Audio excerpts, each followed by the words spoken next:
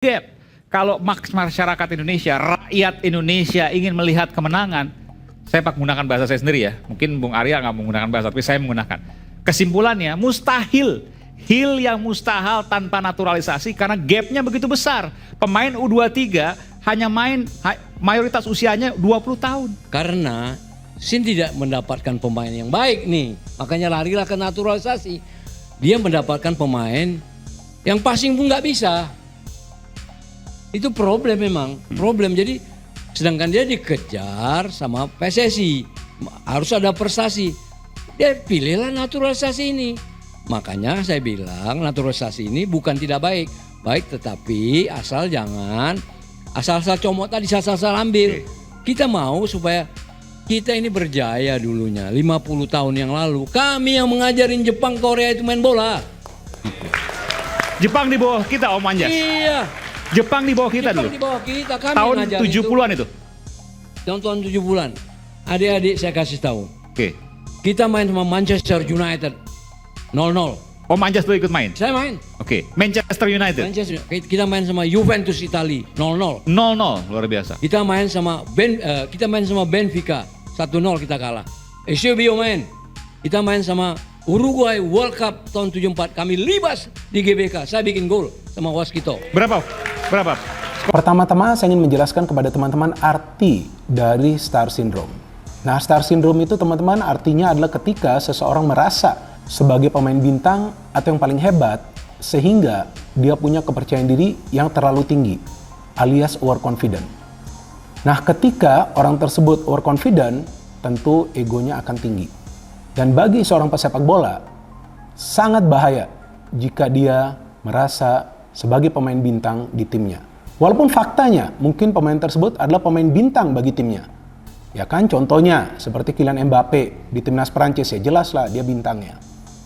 Kemudian Erling Haaland di timnas Norwegia, ya jelaslah dia bintangnya. Kemudian di Argentina Lionel Messi, ya jelaslah dia bintangnya. Di Portugal ada Cristiano Ronaldo kan masih bermain, ya jelaslah dia bintangnya. Tapi mereka tidak boleh merasa sebagai pemain yang paling hebat di atas lapangan. Karena permainan sepak bola itu kan seperti yang sama-sama kita pahami kan adalah permainan yang melibatkan 11 pemain di atas lapangan. Sama seperti yang dikatakan oleh Ketua Umum PSSI Pak Erick Thohir setelah pertandingan lawan Irak pada saat dia ke locker room dari para pemain, kan dia mengatakan, yang ada cuplikannya ya di sosial media ya, bahwa permainan sepak bola itu kan melibatkan 11 pemain, bukan 2 pemain. Artinya, ya janganlah bermain sebagai individu. Nah, ini yang menjadi masalah kan ketika ada beberapa pemain dari timnas Indonesia U23 merasa sebagai pemain bintang, padahal mereka belum mencapai targetnya. Kan targetnya adalah untuk bisa lolos ke Olimpiade. Kan itu dia target dari Sintayong, dan tentunya para pemain semuanya ingin lolos ke Olimpiade. Tapi mereka harus bermain dengan kerendahan hati yang diperlukan di atas lapangan. Harus bermain secara tim. Jangan cuma bermain untuk menunjukkan skill, untuk show off, untuk cari nama, untuk bisa mencetak gol kemudian dipuji setinggi langit. Gak boleh seperti itu. Ini saya pengen nanya ke Bung Anjas. Silakan. Ini kan selama ini kita ini didinabobokan oleh mitos bahwa Indonesia zaman dulu hebat banget. Oke. Lawan Rusia, lawan Uni Soviet kita bisa tahan semua. Tapi kenapa Indonesia itu nggak pernah lolos Olimpiade, nggak pernah lolos Piala Dunia? Oke. Yang lolos Korea Utara, Korea Selatan. Jadi ini kami anak-anak muda sekarang ini semacam, ini benar nggak sih dulu kita hebat? Kok nggak pernah lolos Piala Dunia gitu loh. Nah, kalau yang Om Anjas katakan itu mungkin level pertandingan persahabatan lawan Manchester United. Ya kan era komunikasi sekarang terbuka. Kita bisa tahu gitu kan. Jadi sebenarnya kehebatan timnas Indonesia di masa lampau itu juga debatable. Dia bisa berupa mitos atau memang saya sampai sekarang itu membayangkan seorang Ramang itu, wah katanya kayak Pele, katanya kayak Eusebio. Tapi kenapa nggak bisa membawa Indonesia ke Piala Dunia gitu loh? Nggak bisa tampil di Piala Dunia 66, nggak bisa tampil Piala Dunia 70. Kalau Indonesia sedemikian mendominasinya Asia, lebih hebat daripada Jepang, Korea, yang lolos Korea Selatan bos, ke Piala Dunia. Nah ini juga debatable. Bagi saya sepak bola Indonesia ini justru sekarang ini yang luar biasa. Kita bisa lolos semifinal U23 itu bukan hal yang kaleng-kaleng gitu loh. Jadi saya pikir inilah masa keemasan sepak bola. Sekarang saya tanya, But that's okay.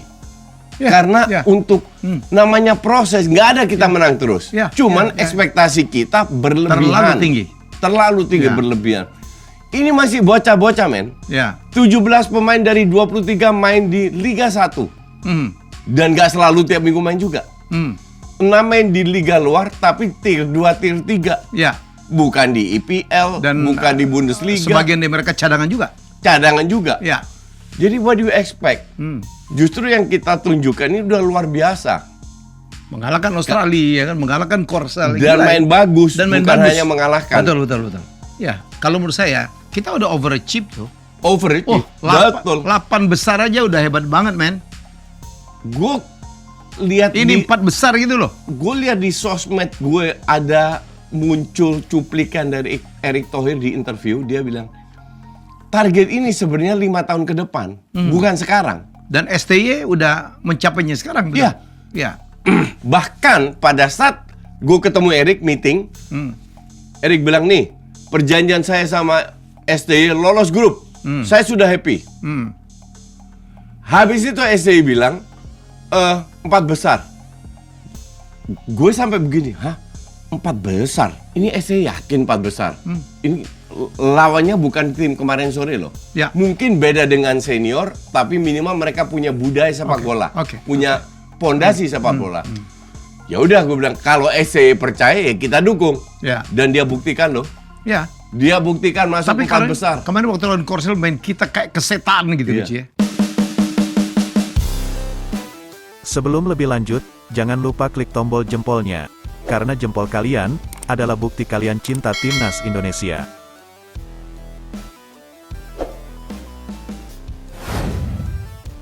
Legenda Timnas Indonesia, Anjas Asmara, memberikan kritiknya terhadap kebijakan naturalisasi yang saat ini digencarkan oleh PSSI. Menurutnya, kebijakan naturalisasi sama saja dengan pemalas. Belakangan ini, Timnas Indonesia memang lebih banyak mengandalkan pemain-pemain keturunan yang dinaturalisasi. Menurut Anjas Asmara, ada aspek yang kurang diperhatikan oleh PSSI dari kebijakan ini. Saat menjadi salah satu narasumber dalam program Rakyat Bersuara di salah satu televisi swasta nasional, Anjas Asmara menyebut bahwa PSSI tak ubahnya menunjukkan sikap pemalas karena naturalisasi ini. Sebab, menurut lelaki asal Medan itu, saat mereka tengah gencar melakukan naturalisasi pemain-pemain berdarah Indonesia, pihak federasi seperti melupakan tugasnya untuk membangun pemain-pemain lokal. Menurut saya, naturalisasi itu sama saja dengan pemalas. Karena PSSI tidak membangun pemain-pemain lokal. Dan pemain-pemain lokal ini ketemu pelatih Shin Tae-yong, ujar Anjas Asmara dikutip dari akun TikTok resmi @officiallynews, Rabu, tanggal 8 Mei tahun 2024. Semua pemain-pemain Korea di dunia ini mengandalkan fisik.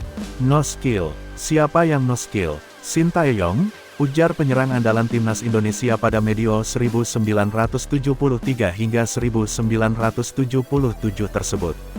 Selain itu, ada beberapa kelemahan yang diperlihatkan skuad Timnas Indonesia U23 di Piala Asia U23 2024, terutama soal proses terciptanya gol yang sebagian besar berasal dari sektor yang sama. Anak-anak ini selalu melihat bola, tidak melihat orang yang bergerak. Gol kebobolannya dari situ semua. Kenapa Shin Tae-yong tidak melatih aspek itu? Ujar Anjas Asmara. Legenda Timnas Indonesia yang pernah memperkuat Persija Jakarta pada medio 1972 hingga 1982 itu menyinggung soal kebijakan naturalisasi pemain keturunan seperti Jordi Amat, Elkan Bagot, dan Mark Klok. Seharusnya, PSSI bisa lebih cermat dalam menaturalisasi pemain. Dia meminta program ini dikaji sebaik mungkin agar PSSI tidak asal comot pemain keturunan untuk memperkuat skuad merah putih. Yang kedua, Jordi Amat, Elkan Bagot, Mark Klok, itu pemain naturalisasi dari mana? Itu asal comot, itu tidak lebih-lebih amat dari pemain lokal, kata Anjas Asmara. Dia ini harus lebih menunjukkan skillnya, karena saya ini dibesarkan oleh Will Choerfer, pelatih terbaik dunia untuk skill individu. Jadi bukan saya tidak setuju dengan naturalisasi, naturalisasi ini mesti jangan asal comot, tambahnya. Di sisi lain, pelatih Manchester City, Josep Guardiola, diminta pesepak bola legenda Indonesia Anjas Asmara untuk membesut Timnas Indonesia menggantikan Shin Tae-yong. Anjas Asmara mengatakan, Indonesia sejatinya memiliki banyak uang sehingga layak mendatangkan pelatih sekaliber Josep Guardiola. Jadi main bola itu otaknya harus jenius. Jangan seperti Sintayong ini, dia tidak latih ini anak-anak. Ia hanya latih anak-anak main bola hanya fisik. Makanya saya selalu protes, ganti tuh Sintayong. Kita punya uang, kenapa nggak diganti sama pelatih yang pintar? Kata Anjas Asmara dalam program Rakyat Bersuara yang tayang di iNews TV pada Selasa, tanggal 7 Mei tahun 2024. Kita punya uang, kenapa tidak panggil Guardiola? Kenapa kami dapat pelatih terbaik di dunia saat itu, era 1970-an Phil Coerver itu? Ratu Juliana yang panggil itu untuk melatih Indonesia, lanjut pria berusia 74 tahun ini. Lantas, apakah Josep Guardiola menangani timnas Indonesia? Untuk saat ini mungkin belum, tapi tidak tahu di kemudian hari. Kontrak Pep Guardiola bersama Manchester City masih berlaku hingga tanggal 30 Juni tahun 2025. Sejauh ini masih belum diketahui apakah pelatih asal Spanyol itu akan memperpanjang kontrak atau tidak bersama The Citizens julukan Manchester City. Satu hal yang pasti, ada satu mimpi yang dimiliki pelatih 53 tahun tersebut. Pep Guardiola memiliki mimpi memimpin sebuah tim nasional di ajang-ajang besar seperti Piala Dunia, Piala Eropa atau Copa America. Saya ingin mendapatkan pengalaman memimpin laga-laga Piala Dunia, Copa America atau apapun itu. Saya ingin merasakannya, kata Guardiola medio Februari tahun 2024, Okezone mengutip dari Marca. Berhubung kontraknya berakhir pada pertengahan Mei tahun 2025, Guardiola bisa saja menangani sebuah tim nasional dan ambil bagian di Piala Dunia 2026. Salah satu negara yang bisa dijadikan destinasi bagi Guardiola adalah timnas Brasil. Semenjak Tite dipecat kelar Piala Dunia 2022, timnas Brasil belum lagi memiliki pelatih jempolan. Saat ini saja, kursi pelatih timnas Brasil ditangani juru taktik lokal, Dorival Junior. Jika Brasil enggan mendekat, beranikah PSSI mendekati Guardiola yang memiliki gaji selangit? Mengutip dari Diario AS, gaji Guardiola per tahun di Manchester City adalah 20 juta pounds atau setara 401 miliar rupiah. Komite Eksekutif Exco PSSI, Arya Sinulinga, membantah rumor yang mengatakan bahwa PSSI membayar pemain naturalisasi untuk memperkuat timnas Indonesia. Arya menegaskan bahwa hal seperti itu tidak terjadi sama sekali. Ada spekulasi yang menyebut PSSI membayar sejumlah uang pada agen untuk membayar pemain naturalisasi. Terlebih, Maarten Paes yang jadi pemain terbaru di naturalisasi PSSI ini tidak memiliki darah keturunan Indonesia. Namun, Arya menjelaskan dengan rinci bagaimana PSSI melakukan pendekatan kepada para pemain. Dia pun dengan tegas membantah spekulasi yang ada. Kami punya tim. Timnya memang bekerja untuk mencari pemain. Kenapa? Ketum PSSI yang sekarang ini namanya Erick Thohir, dia pernah punya Inter Milan, sudah biasa cari pemain untuk kebutuhan Inter Milan. Jadi cari pemain bagi dia gampang, itu pertama, buka Arya Sinulinga dalam program acara Rakyat Bersuara di iNews TV, Selasa tanggal 7 Mei tahun 2024. Yang kedua, timnya inilah yang mencari dan tidak ada satupun uang transfer untuk pemain naturalisasi sekarang, jadi tidak ada ya. Bahkan, keberangkatan mereka pun ke sini, tiketnya, bawa orang tua dan sebagainya, itu ada aturannya, tegasnya.